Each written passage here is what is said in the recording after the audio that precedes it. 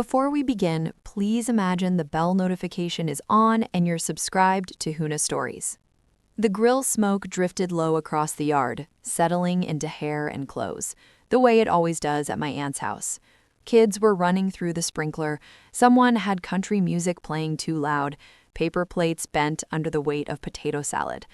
I was at the folding table refilling a tray of buns when my cousin Travis leaned against the cooler beside me. He had that grin already forming, the one that meant he'd found an audience. So he said, loud enough for the cluster of nearby to hear, "How's life in the army? Still filing paperwork?" A couple of people chuckled. I wiped my hands slowly on a napkin. I've learned not to rush responses in rooms like this. The quicker you answer, the more it feels like defense.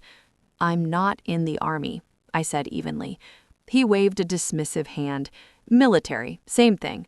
You push papers or what?" There's a rhythm to these moments.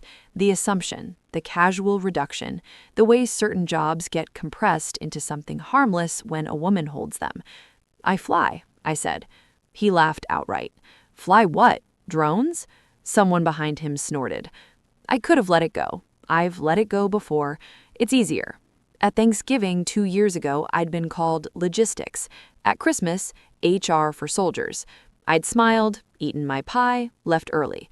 But something about the heat that afternoon, the way sweat ran down my back under civilian clothes, while the memory of flight gear still felt like a second skin, made me pause.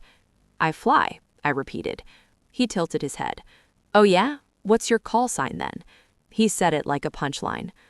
Call signs aren't something you throw around at family barbecues. They're earned in rooms that smell like jet fuel and hydraulic fluid. They're given after you've proven you can handle what the aircraft demands from you.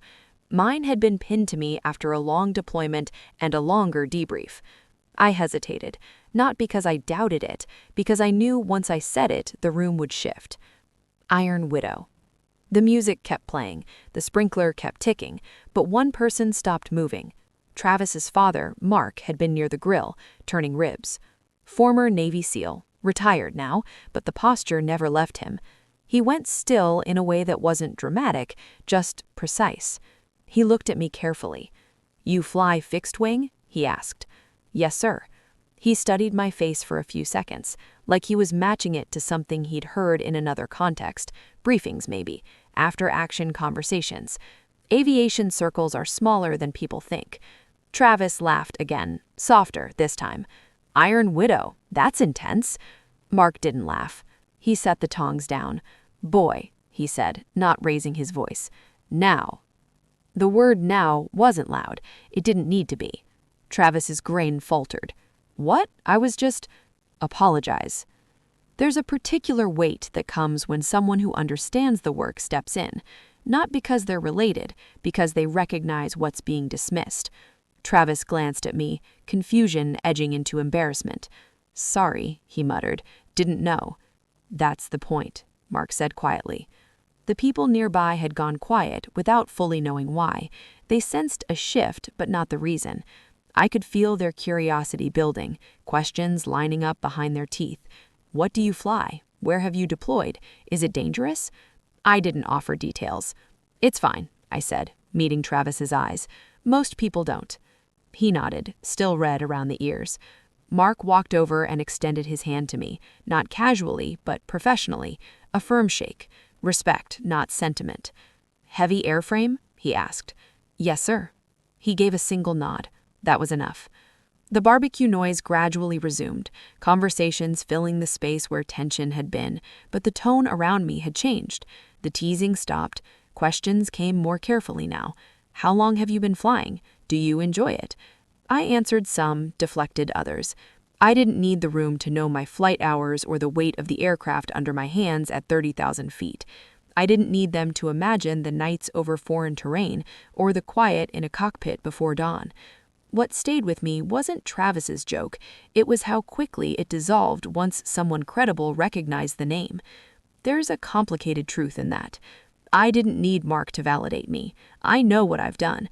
I know the checklists I've memorized, the emergencies I've handled, the missions completed without applause. But part of me noticed how easily the room recalibrated once another man understood. That part didn't feel victorious. It felt tired as the sun began to dip. I grabbed my keys. I prefer leaving before gatherings get sentimental. Mark caught me at the gate. "You're stationed stateside right now?" he asked. "For the moment." He nodded again, then said quietly, "Keep flying safe." "I will." No speeches, no grand gestures. Driving home, the smell of smoke still in my hair, I thought about call signs. They're rarely flattering. They're reminders of a mistake, a trait, a moment that defined you in front of peers. Mine had started as a joke too. It didn't stay one.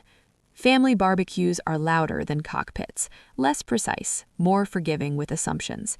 But up there, none of that matters. The aircraft doesn't care who underestimates you. It responds only to competence. And the people who truly understand, they don't laugh when you say your name.